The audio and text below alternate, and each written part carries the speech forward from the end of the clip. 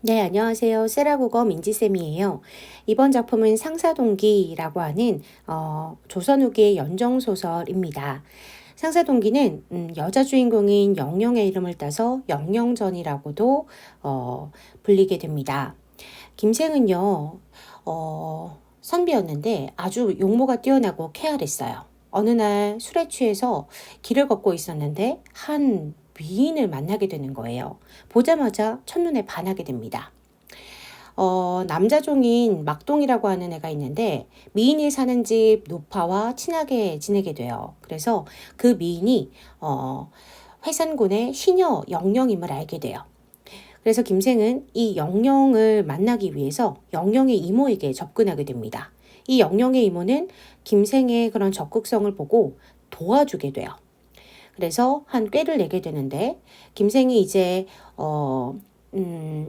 그 영영의 그 엄마의 제삿날이에요. 그래서 그 제삿날에 김생을 초대하게 되어서 영영이를 볼 수 있도록 해주고요. 그리고 영영에게 김생한테 술을 따라라 라고 하면서 이렇게 서로 가까워지게 하는 그런 계기를 마련해 주게 됩니다. 자, 그런데 영영은 김생이 별로 처음에는 탐탁치 않아요. 왜냐면 회상군의 시녀잖아요. 그래서 김생하고의 동침을 거절하게 됩니다. 자, 이렇게 김생은요, 영영의 거절에도 불구하고 영영이를 계속 좋아하게 돼요. 그러다가 결국은 이제 만날 길이 없어서 3년이라는 시간이 지나게 됩니다. 그리움으로 자살까지 생각하던 김생은요, 공부를 열심히 하게 되고 결국 1등으로 장원급제를 하게 돼요. 옛날에 과거에 급제한 사람은 사흘 동안 이제 친척집을 방문하면서 이렇게 돌아다니는 그런 3일 육아라고 하는 그런 관습이 있었는데 이제 회산군의 집에 들어가게 돼요. 그래서 영영하고 만나게 되고 편지를 서로 주고받게 되죠. 근데 이때 회상군은 죽은 지 3년이 되는데요. 김생은 영영을 잊지 못해서 상사병으로 거의 죽을 지경이 되자 그 김생의 친구인 회산군 부인 조카 이정자라고 하는 친구를 만나게 돼요. 그래서 이정자가 김생 당신 왜 이렇게 힘들게 됐어? 하니까 김생이 그제서야 내가 좋아하는 여자가 있는데 만날 수가 없어 라고 해서 그 사실을 이제 친구에게 말하게 됩니다. 그러니까 정자가 우리 고모가 회상군 부인이야 라고 얘기하면서 내가 도와줄게. 회상군 부인. 그러니까 우리 고모는 되게 합리적인 인물이라서 회상군이 이미 죽었기 때문에 영영을 놓아줄 수도 있어. 라고 얘기해서 회상군 부인에게 내 친구가 있는데 이 친구가 영영을 좋아한답니다. 영영이를 보내줄 수 있겠습니까? 라고 부탁을 하게 돼요. 그래서 회장군 부인은 그래 그런 일이 있었어? 그럼 영영이를 보내줘야지 라고 흔쾌하게 영영이를 보내주게 됩니다. 그래서 김생은 결국 벼슬도 하지 않고 영영과 아주 행복한 평생을 여생을 보내는 그런 해피엔딩의 사랑 이야기예요. 자, 앞부분의 줄거리를 보겠습니다. 소문난 풍류랑, 잘생긴 사람을 풍류랑이라고 해요. 훌륭한 외모를 가진 김생이라고 하는 사람은 술에 취해서 말을 탄 채 이제 왕자인 회산군의 시녀 영영을 목격한 뒤부터 그녀를 좋아하게 되죠.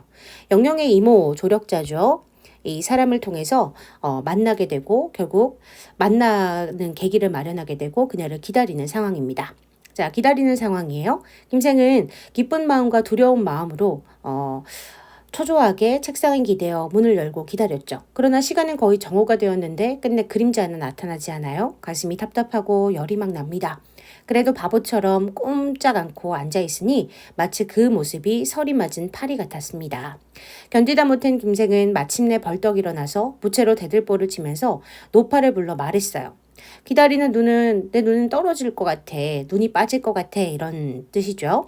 근심 쌓인 애는 끊어지려고 해. 고통스럽다는 거죠. 많은 행인들이 지나가는데도 아직 영영이 오지 않으니 내 희망이 끊어진 거 아니겠소? 너무 힘듭니다. 하니까 노파가 위로하면서 이렇게 말해요. 지성이면 감천이라 했습니다. 도련님 조금만 참고 기다리세요. 잠시 후 창밖에서 신발 끄는 소리가 멀리서부터 점차 가까이 들려오는데요. 김생이 놀라서 돌아보니 바로 영영 난자였던 거죠. 김생은 손뼉을 치면서 말했어요. 이것이 하늘의 뜻 아니겠는가 하면서 노파 역시 어린아이가 엄마를 본 것처럼 매우 기뻐했어요. 자, 영영의 입장에서는요, 집으로 들어서려고 하는데 대무나 버드나무 아래에 밤빛 털을 가진 말이 길게 울고요. 뜰가의 서늘한 그늘 아래에는 하인들이 쭉 늘어서 있는 게 보여요. 아니, 갑자기 사람이 있고 말이 있으니까 좀 이상한 거죠. 머뭇거리면서 집에 쉽게 들어가질 못해요. 그러니까 노파가 영영을 꾸짖으면서 의심하지 말고 빨리 들어오느라. 너는 이도련님을 모르느냐? 이 분은 곧 내 죽은 남편의 친척이니. 이거는 다 거짓말이에요. 영영이랑 김생을 만나게 해주려고 이제 영영에게 이 김생의 김생을 이제 처음에 만나는 남자한테 마음을 열기가 쉽지 않잖아요. 그러니까 내가 아는 사람이다라고 거짓말을 치는 거죠. 마침 누추한 우리 집에 오셨다가 손님을 보내기 위해 잠깐 머물러 있느니라. 그래서 이 김생이 이 우리 집에 있는 이유에 대해서 얘기하는데 그것도 다 거짓말이죠. 자, 그런데 너는 어찌 이렇게 늦었냐? 나는 네가 끝내 오지 않을까 걱정이 되어 네 부모님 제사를 이미 지냈단다. 너는 안으로 들어와 빨리 술상을 차려서 도련님께 한 잔 올리는 것이 좋겠다. 라고 하면서 술을 건네라고 강권합니다. 자, 이 술은요, 영영과 김생이 가까워지게 되는 계기가 되는 거죠. 소재 의미가 시험에 나올 수 있어요. 영영이 노파의 말대로 술상을 받들고 들어오자 노파는 김생과 함께 술잔을 주고받아요. 술이 반쯤 취할 때쯤 김생이 영영에게 말했습니다. 낭자도 들어와 앉으시오. 나는 지나가다가 여기에 들린 것이오. 라고 하면서 이것도 사실 거짓말 같은 거죠. 영영이의 그 마음의 벽을, 경계를 좀 허물기 위해서 이렇게 얘기하는 거예요. 영영은 부끄럽습니다. 낯선 남자가 이렇게 술을 권하니까요. 고개를 숙인 채 감히 마주 대하지 못했어요. 이에 노파가 영영에게 말했습니다. 너는 깊은 궁중에서 나고 생장해서 세상의 정리, 세상의 이치가 어떤지 모를 건데 그러나 네가 능히 글을 읽을 수 있으니 술잔을 주고받는 것이 예의라는 건 알지 않느냐? 술잔을 주고받으라고 얘기를 하죠. 이에 영영은 술잔을 받긴 했으나 오히려 불쾌한 듯이 향기로운 술잔을 어렵서리 잡고서 살짝 술을 입에만 대기만 해요. 아직은 경계가 허물어지지 않았어요. 중약부분 줄거리. 두 사람은 회상군 댁으로 남몰래 들어가 인연을 맺지만 영영의 처지 때문에 헤어지게 되고요. 그리고 김생은 몇 년간 공부를 하여 장원으로 급제합니다. 3일 동안 육아에서 장원급제한 사람이 이렇게 돌아다니는 그런 행차를 말해요. 김생은 머리에 개수나무 꽃을 꽂고 이거는 장원급제했다는 뜻이에요. 손에는 상아로 된 호를 잡았다. 앞에서는 2개의 일산이 인도하고 뒤에선 동자들이 옹이하였으며 좌우에서는 비단 옷을 입은 광대들이 제주를 부리고 악공들이 온갖 소리와 함께 연주하니 장원급제한 사람이 이렇게 지나가는 행차가 화려하게 벌어지는 장면이 묘사되고 있네요. 길거리를 가득 메운 구경꾼들이 김생을 마치 천상의 신선인 듯 바라보았어요. 아주 화려한 행차네요. 김생은 얼큰하게 취한지라 의기가 호탕해져 채찍을 잡고 마루에 걸터앉아 수많은 집들을 한번 훑어봤어요. 갑자기 길가에 한 집이 눈에 띄었는데 높고 긴 담장이 100걸음 정도 빙빙 둘러서 있으며 푸른 기어와 붉은 난간이 사면에 빛났어요. 섬돌과 뜰은 온갖 꽃과 초목들로 향기로운 숲을 이루고 나비는 희롱한 듯 벌들은 미친 듯 그 사이를 어지러이 날아다녔죠. 김생은 누구의 집이냐라고 물으니 회산군 댁이라고 했어요. 김생이 문득 옛날 일이 생각나 마음속으로 기뻐하죠. 왜? 저기에 영영이가 있겠구나 싶은 거죠. 그래서 취한 듯 말에서 떨어져서 땅에 눕고는 일어나지 않아요. 왜죠? 그 집에 들어갈 궁리를 한 거죠. 궁인들이 무슨 일인가 하고 몰려 나오자 구경꾼들이 저자처럼 시장을 이루듯 막 모여들었어요. 이때는요, 회상군이 죽은 지 3년이나 된 시간이에요. 궁인들은 이제 막 상복을 벗은 상태였고요. 그동안 부인은 마음 붙일 것이 없어 홀로 적적하게 살아온 터라 광대들의 재주가 보고 싶었어요. 그래서 회상군의 부인은 시녀들에게 명하여 김생을 부축해서 가옥으로 모시게 하고 집안으로 들인 거죠. 미단으로 짠 자리에 죽부인을 베개로 삼아 누이게 했어요. 김생은 여전히 눈이 어질어질하여 깨어나지 못한 듯이 누워 있었어요. 아픈 척 하는 거죠. 이윽고 광대와 악공들이 뜰 가운데 나열하여 일제히 풍악을 울리며 온갖 놀이를 다 펼쳐 보였죠. 궁녀들은 고운 얼굴에 분을 바르고 푸른 귀밑털에 구름 같은 머리채를 한 채 주렴을 걷고 지켜보았는데 가히 수십 명이나 되는 궁녀들이 있었어요. 그러나 영영이라는 이는 그 가운데 없었죠. 김생은 영영을 보기 위해 이렇게 거짓말하고 아픈 척하면서 이렇게 살펴보는데 이상하다는 생각이 들어요. 영영은 어디 있지? 그 생사조차 알 수가 없었어요.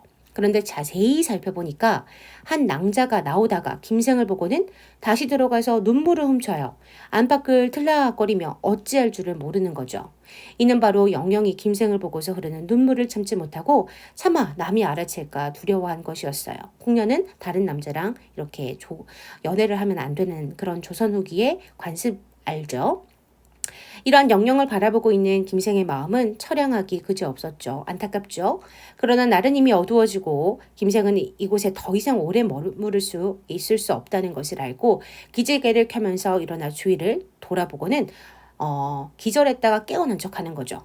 놀라는 척 말해요. 전부 다 거짓말. 이곳이 어디죠? 자기가 일부러 이곳에 와놓고 이곳이 어디입니까? 라고 묻는 거예요. 자, 공중에 늙은 노비인 장획이라는 자가 달려와서 여기는 회상군 댁입니다.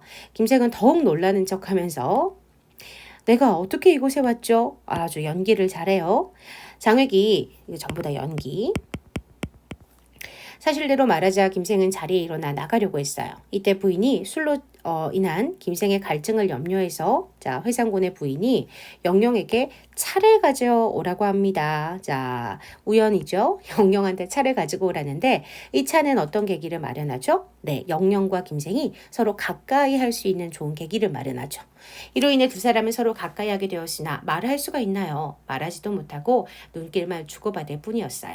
영영은 차를 다 올리고 일어나 안으로 들어가면서 품속에서 편지 한 통을 떨어뜨립니다. 이에 김생은 얼른 편지를 주어서 소매 속에 숨기고 나왔습니다. 자, 여기까지 상사동기였습니다.